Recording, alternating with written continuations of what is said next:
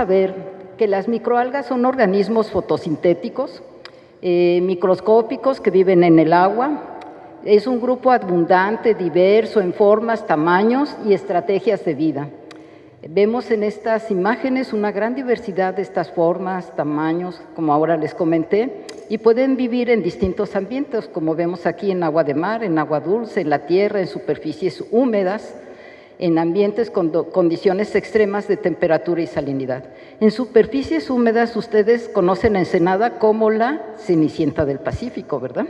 Y tenemos mucha brisa. Inclusive en esas pequeñas gotas de la brisa podemos encontrar microalgas. Las microalgas existen desde hace 2.500 millones de años, en donde la fotosíntesis se realizó prácticamente en los mares, y las cianobacterias son las responsables de la atmósfera oxigénica como ahora la conocemos. El papel histórico de estos organismos en la Tierra es, como ya les mencioné, existen de hace 2.500 millones de años, y ellas son las causantes de generar el oxígeno mediante el proceso de la fotosíntesis, creando una atmósfera oxigénica que respiramos. Permitieron ellas el surgimiento de la vida compleja. Tienen una característica importantísima.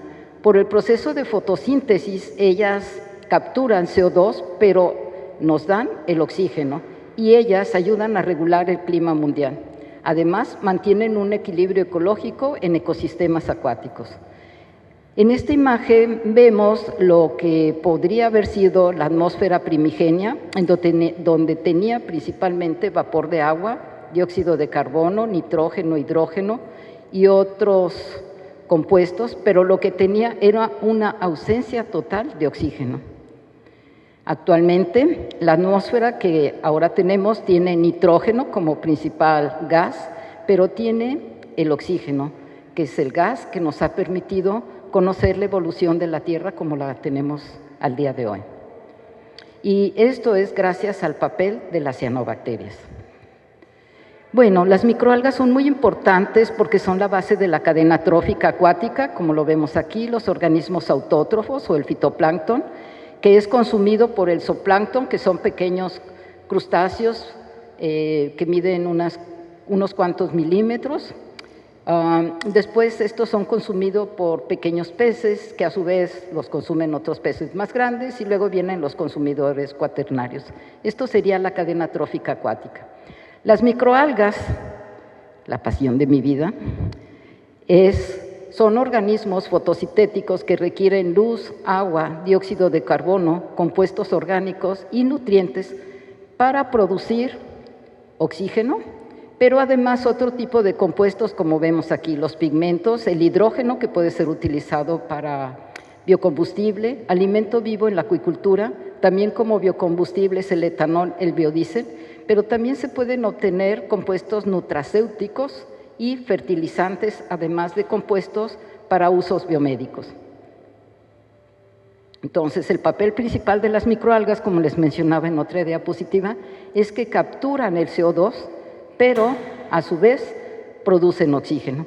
Desde la época del inicio de la revolución industrial, tenemos que nuestro planeta ha tenido un incremento de la concentración de dióxido de carbono, y las microalgas pueden secuestrar este carbono. Es un papel muy importante para evitar lo que ahora estamos viviendo, un cambio climático asociado con la temperatura y la acidificación de los océanos.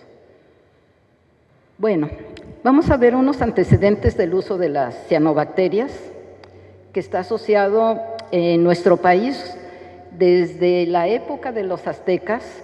Ellos cultivaban un lodo verde, que ellos no sabían que se llamaba, con su nombre taxonómico, Spirulina maxima. Esto fue hace 500 años en el lago de Texcoco, y recogían un lodo verde, como estamos viendo aquí en la imagen, esta es Spirulina maxima, y lo mezclaban con el mixtamal, entonces formaban unas gorditas que se llamaba tecuitlan. Esta microalga tiene un alto valor en cuanto al contenido proteico. En África vemos que ellos tienen a Spirulina platensis en el lago Chad. La tribu Kanebumbu cultiva, cosecha y vende también estas microalgas en un alimento que le llaman dije. En Sudamérica, especialmente en Perú, tienen ellos a Nostoc comune, frágile y punctiforme, esta es Nostoc, y lo consumen en un platillo que se llama cushuro. Se puede mezclar con verduras, con carnes. Y en Japón, vamos a ver otro ejemplo, ellos consumen Aphanothece sacrum y lo consumen en distintos platillos de carne, pescado, verduras, y esto se le conoce como suen hinori. Vemos una tabla muy interesante, y algunas de las personas que están aquí la conocen. Esta tabla nos muestra la composición por distintos alimentos, que serían microalgas, la soya, carne de pollo, res, puerco, pescado, huevo. Y vamos a ver un dato muy interesante para dos especies de microalgas, que sería espirulina y clorela, pero veamos el contenido de proteína. Hay un anuncio que daban hace muchos años en la televisión. El pescado es rico en proteína, pero veamos lo que aporta el pescado en su composición por gramo de proteína, y vemos que el pescado comparado con las microalgas tiene pues muy bajo valor. Comparado con la carne de puerco, vemos que tiene otro componente, tiene muchas calorías, es el que tiene muchas calorías, también tiene alto en carbohidratos y tiene lípidos. Entonces, algo que contribuyen las microalgas es que pueden tener un alto valor de proteínas con un bajo contenido calórico, y sobre todo para las personas que tienen acumulación de ácido úrico, esto puede ser una alternativa en la alimentación. Cuando les hablé de los aztecas, ellos no tenían un equipo especializado que se llama HPLC, y ellos no sabían que esa microalga que consumían como un lodo verde tenía un perfil de aminoácidos similar a lo que requiere el humano. Entonces era un alimento muy rico lo que consumían en el Tecuitas los aztecas. Bueno, algunas de las aplicaciones prácticas del cultivo de las microalgas es en la acuicultura, en la cadena trófica acuícola, y además sirve para mejorar la calidad del agua, en la farmacología por los compuestos activos, en la cosmecéutica. Al final los invito a la mesa para que veamos algunos de los subproductos que se pueden obtener con las microalgas, desde el punto de vista de la cosmecéutica, antioxidantes y pigmentos naturales, como estamos viendo aquí, en la agricultura como biofertilizantes y bioproductos, y además se puede obtener energía como biocombustibles. Vemos aquí una imagen de lo que serían algunos de los productos de fertilizantes. Dentro de los productos que se pueden obtener, como ya les mencioné, están los cosméticos, biocombustibles, en la acuicultura, todos los suplementos alimenticios, bioplásticos es otro punto muy interesante. ¿Cuánto se tarda una botella de las que toman agua en degradarse? Un premio al que me diga. ¿Cómo cuántos años? ¿5, 10? ¿Escucharon cuántos, verdad? En cambio, los bioplásticos se pueden degradar entre 1, 3, dependiendo del tipo de plástico. Muchas gracias por tu respuesta. Entonces, esto desde el punto de vista ambiental es muy amigable, y también se pueden obtener nanomateriales, compuestos farmacéuticos. Las microalgas, a vivir en un medio ambiente en 3 dimensiones, en un medio acuático, tienen que desarrollar estrategias para que no se las coman. Entonces tienen que producir compuestos nobles que ahora los podemos utilizar desde el punto de vista biomédico. Y además, tema de la plática, es que pueden actuar como bioremediadores. Esto es, que pueden utilizar los nutrientes que están en exceso en el ambiente. Las microalgas usan la luz, el dióxido de carbono, nutrientes, y lo convierten en biomasa. Usan nutrientes como el nitrógeno y fósforo para su crecimiento. Aquí estamos viendo un recipiente de cultivo, y ayudan a limpiar los cuerpos de agua de estos nutrientes, cuerpos de agua contaminados. Entonces contribuyen a un proceso de bioremediación natural, y se pueden obtener productos que almacenan como carbohidratos, lípidos, pigmentos, proteínas, aminoácidos, ácidos grasos y antioxidantes. Las microalgas contra la eutrofización. ¿Cómo funciona esto? Bueno, tenemos aquí que la eutrofización es el exceso de nutrientes en el agua, como nitrógeno y fósforo. Y las microalgas pueden absorber estos nutrientes y evitar daños.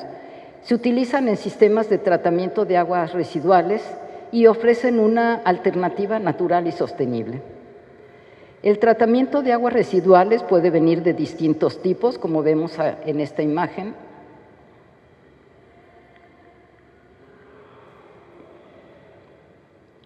Como vemos en esta imagen, puede venir de aguas urbanas, puede venir de efluentes acuícolas, como estamos viendo en este sistema de cultivo de camarón, y vemos la gran diversidad de formas de las microalgas que pueden utilizar el nitrógeno, el fósforo, metales pesados y eliminan estos contaminantes del agua.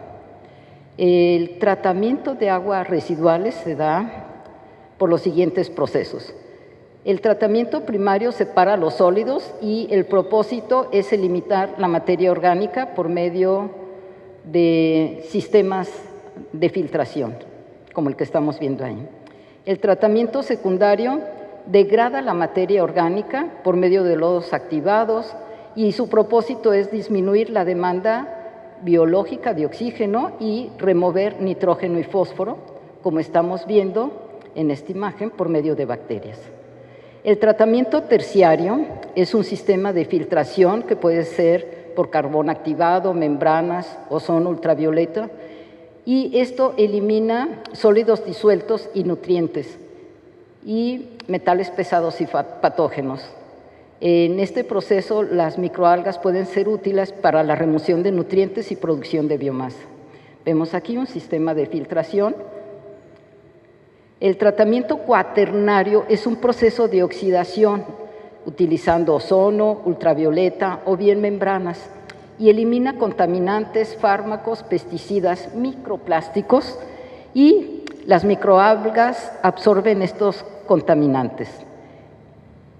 Y el último tratamiento o quinario usa tecnología de recuperación del recurso y elimina contaminantes, pero recupera el agua, la energía, los lodos que pueden ser utilizados como fertilizantes y además se pueden obtener subproductos como biomasa, biogás, fertilizantes, antioxidantes por medio de la economía circular.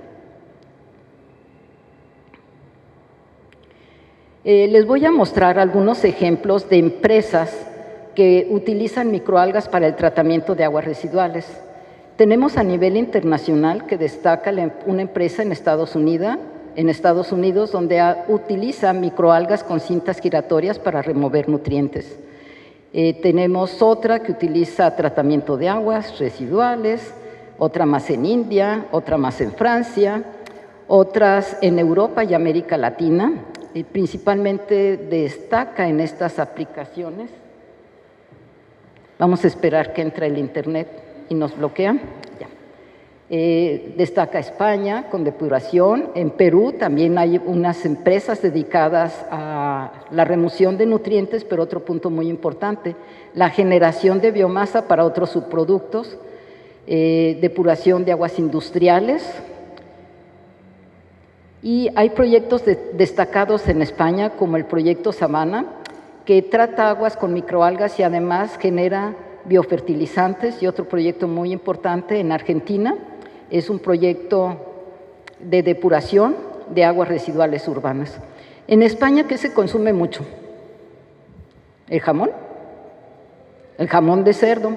Entonces, el cerdo lo que está produciendo también es muchos productos nitrogenados. Entonces, esas aguas residuales son altamente contaminantes. Entonces, este programa de depuración de aguas residuales con microalgas y además generar fertilizantes, pues es el uso integral de esta biomasa. Vamos a ver una planta de tratamiento y el diagrama de flujo. Tenemos el cárcamo de bombeo, una separación de sólidos, un reactor en donde va a haber una digestión de la materia orgánica, un sistema de clarificación. Y al clarificar el agua, entonces el agua puede ser clorada y desinfectada, que ya puede ser utilizada para riego o bien en cámaras de almacenamiento. Posteriormente pasa a un sistema de digestor, lechos de secado de lodo y ya puede ser el agua bien utilizada para suelos tratados o puede esta agua residual reintegrarse. A partir de este punto se podrían utilizar las microalgas para el agua residual para los cultivos de microalgas. Tenemos un esquema de lo que sería la producción de economía circular de una biorefinería de microalgas, en donde vamos a tener aquí el cultivo de algas, la biomasa de algas, pero este va a venir del agua residual tratada, el cultivo de algas, que puede ser utilizado para producir algún biocombustible, también puede ser utilizado para obtener alimentos, pigmentos, compuestos químicos, bioplásticos, fertilizantes.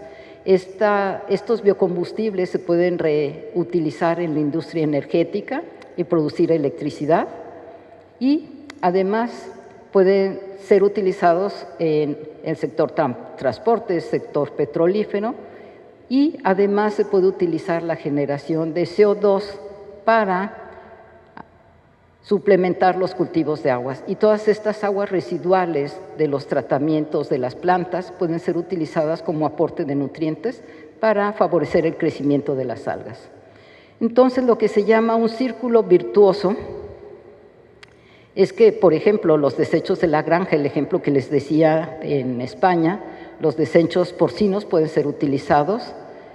Después, en un sistema de biodigestor, disminuir la cantidad de nutrientes, nos dan aguas limpias.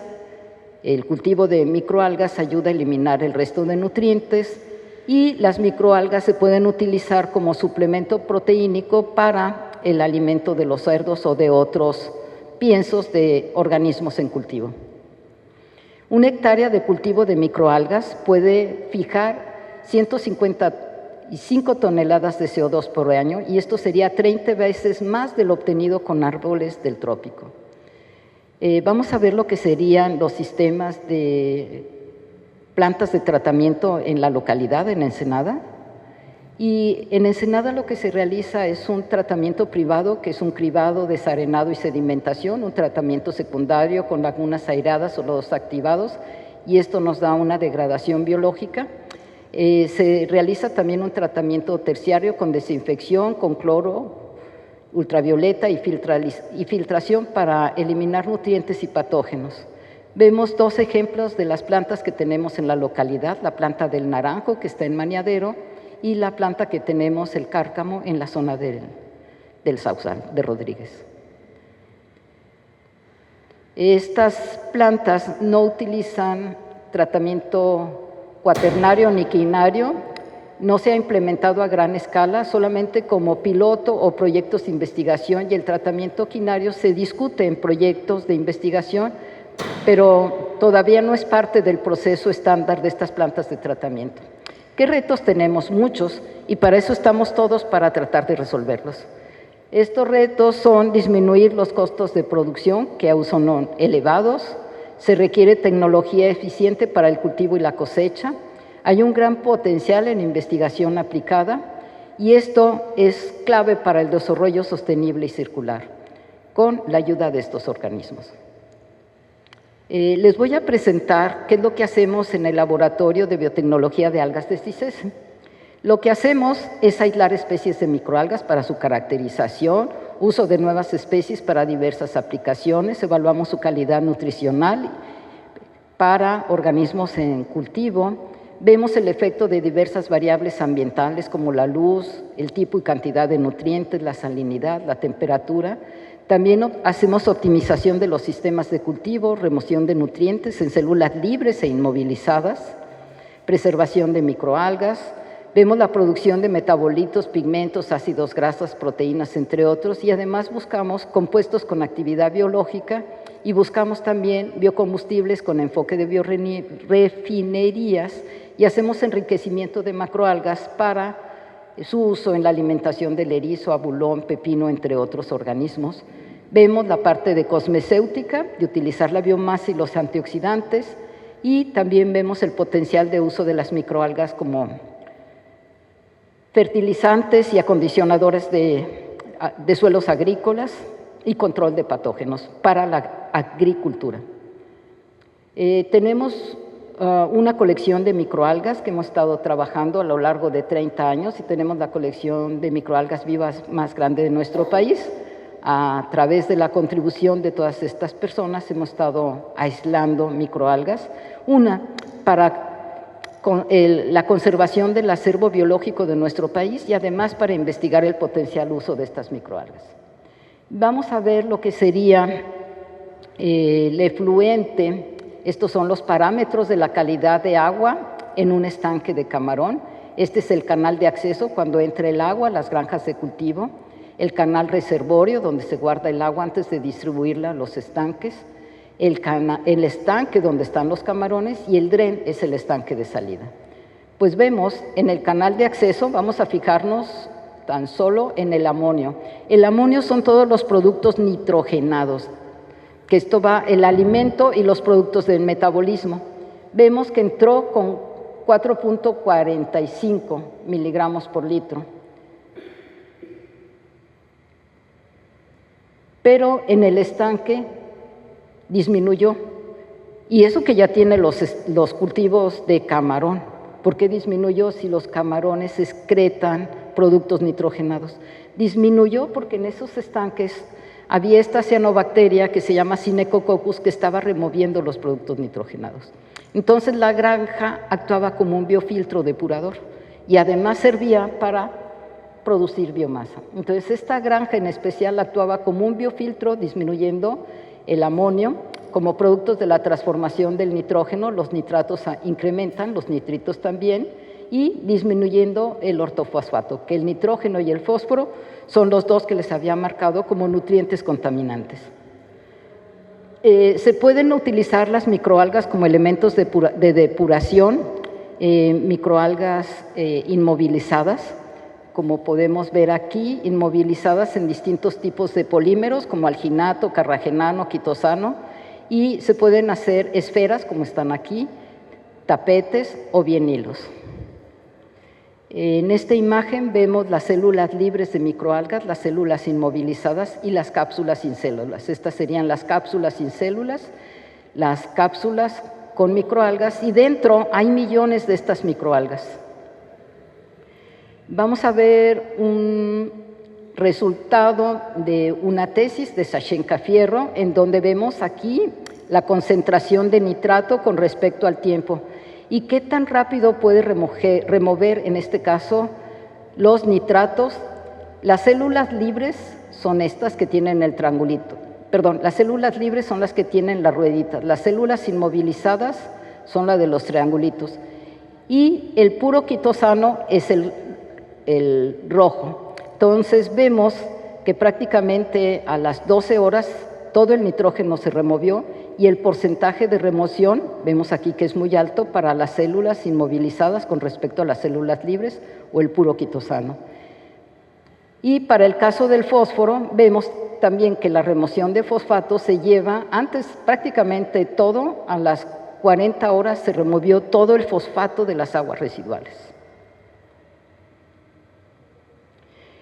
También estudiamos los cambios en la composición espectral. ¿Quién ha buceado de los que estamos por aquí? ¡Ay! Se ganaron un premio.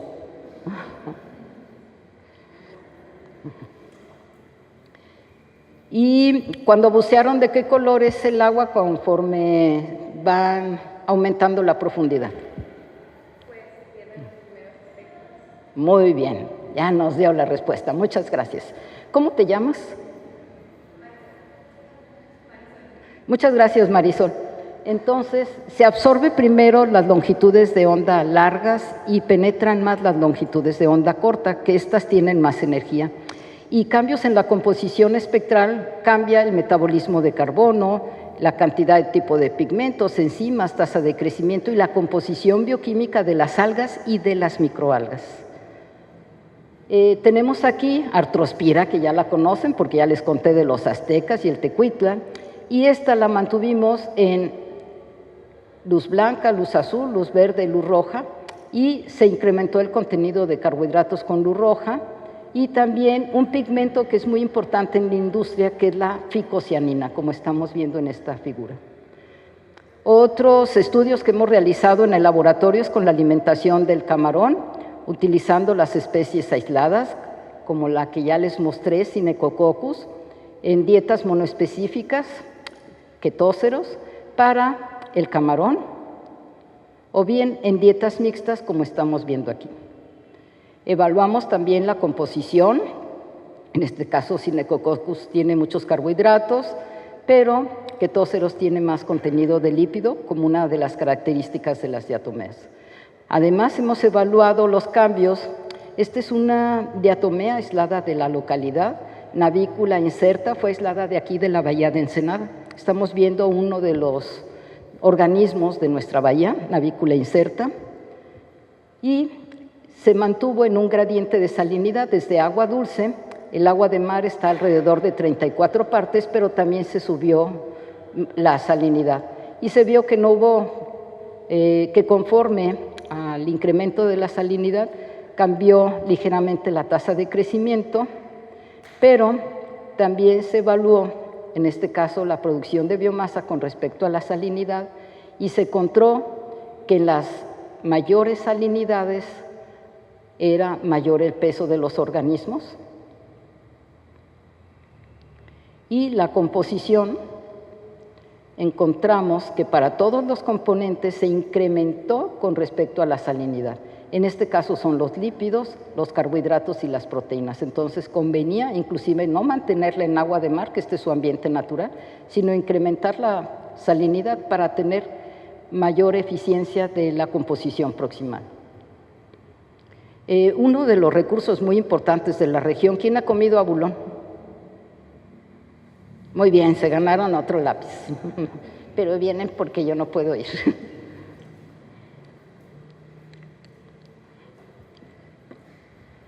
Bueno, los que somos vegetarianos nos comemos a las algas. Sí. Bien, los que han comido abulón, ¿es caro o barato? Muy caro. Y además es un recurso que tarda muchos años en crecer. ¿Saben cuánto tarda un abulón en la talla comercial? Menos, alrededor de 2 años. 2 años, 2 años y medio. Entonces, para lograr el cultivo del abulón en talla comercial, durante las primeras etapas de vida, consume diatomeas. Después tiene un cambio de dieta y consume macroalgas. Y aquí vemos 2 de las especies importantes, el abulón azul, Aliotis fulgens, y Aliotis rufescens o abulo rojo. Entonces, para su asentamiento, este sería un bebé abulón, necesita encontrar las condiciones adecuadas y la cantidad de alimento. Entonces, cuando hay un cambio de dieta, pues es uno de los cuellos de botella de la producción de camarón, del abulón, perdón. Ocurre hasta el 90% de la mortalidad de estos organismos. Hemos evaluado el crecimiento del abulón, como lo estamos viendo aquí, están los abulones pequeñitos que tienen alrededor de 5 meses. Aquí vemos una moneda, saben qué moneda es, ¿verdad? Entonces ya les da una proporción de la escala, y en esta gráfica representa la densidad de células con respecto al tiempo para navícula y una mezcla de especies. Entonces vemos por esta gráfica que dependiendo de la composición de las especies cambia también la tasa de crecimiento. También trabajamos, los cultivos de microalgas requieren un continuo mantenimiento, entonces es necesario evitar contaminación y fallas técnicas, contaminación por bacterias, mareas rojas, fallas técnicas, y una posible solución es como lo tenemos en casa: refrigerarlas por un cierto tiempo para seguir utilizando esta biomasa. Y eso hicimos para las podlarvas de abulón. Entonces, preservamos las microalgas por refrigeración. Aquí tenemos a Nischia thermalis, esta es la longitud del abulón. Las que están en línea azul son las conservadas en frío en el refrigerador, y en café son sin el proceso de refrigeración. Las microalgas las preservamos por 8 semanas y las estuvimos suministrando Nischia thermalis, Navicula biscanterea, Nischia frustulum, y aquí vemos las imágenes de cada uno. inclusive Nicha frustulum, las que fueron sometidas al proceso de mantenimiento en frío, tuvieron mejor crecimiento, como estamos viendo aquí. Estos fueron los primeros ensayos en donde las pudimos almacenar por 8 semanas, pero algunas especies las hemos podido mantener en refrigeración y siguen viables hasta por 2 años. Esto es viable, que quiere decir que crecen y se reproducen. ¿Y por qué crecen y se reproducen? Porque guardan lípidos como crioprotectores naturales. Además, hemos trabajado en la búsqueda de compuestos con actividad biológica. Uno de los grandes problemas en los márgenes, en los extremos de nuestro país, es tuberculosis. La tuberculosis es una enfermedad, sobre todo, muy difícil de curar. Existen solo 5 fármacos para tratar esta enfermedad y esta enfermedad de tuberculosis se da por Mycobacterium tuberculosis y hemos utilizado microalgas, extractos de microalgas, en donde vemos la inhibición del crecimiento contra el EMB, que es el etambutol, que es el antibiótico que se utiliza comercialmente. Estas son 2 subfracciones de estos extractos de microalgas, en donde vemos que una dosis de 200 microgramos por mililitro es similar a la del antibiótico. Y en la otra fracción vemos también otra subfracción que también tiene un resultado muy parecido a lo que sería este antibiótico. El problema con la Mycobacterium tuberculosis es de que se dejó de estudiar y se dejó de aplicar los medicamentos a partir de que tuvimos la pandemia. Se ha descuidado mucho esta enfermedad y tenemos ahora una reincidencia de la tuberculosis. En nuestra región, en Baja California, tenemos una alta incidencia de tuberculosis. Otro estudio, en la región también tenemos erizos. El erizo rojo se comercializa, pero el erizo morado prácticamente se desecha. Este erizo en el medio natural se alimenta de macroalgas, macrocistis, que las vemos, los mantos de macrocistes, y utilizamos distintos aportes de nitrógeno, que esto puede provenir de aguas residuales también, fuentes de nitrógeno, fertilizantes, y esto es sin enriquecer, y evaluamos las mejores condiciones que podían dar la mejor calidad de la gónada. Y logramos que este erizo, que usualmente no se comercializa, mejorara la calidad de la gónada para poderse comercializar en un intervalo de tiempo corto con estos enriquecimientos. Evaluamos también la composición proximal y productividad de lípidos, de lo que sería, esto es la composición proximal, y aquí tenemos la productividad de lípidos, en amarillos los lípidos, los carbohidratos en anaranjado, las proteínas en rojo y la productividad de lípidos.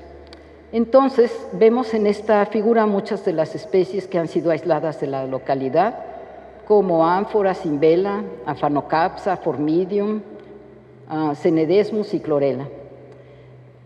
Entonces encontramos que cimbela tiene una alta productividad de lípidos y en el caso de Clamidomonas mexicanas una alta cantidad de proteínas.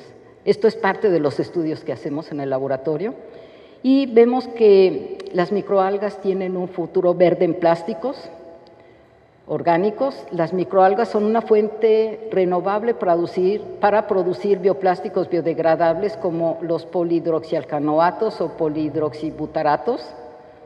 A través de la captura del CO2 y acumulación de polisacáridos o lípidos permiten crear materiales sostenibles que reducen la dependencia del petróleo y además el impacto ambiental. Hace unos años tuve junto con otras 2 colegas del CICESE y una colega de la universidad, un proyecto europeo que fue un consorcio entre el CICESE, otros centros de investigación y empresas privadas, en total eran 14 participantes, donde utilizamos las aguas residuales del olivo que tienen alto contenido de fenoles para producir PHA y PHB con microalgas a partir de las aguas residuales para obtener distintos tipos de plásticos orgánicos con un menor tiempo de reciclaje.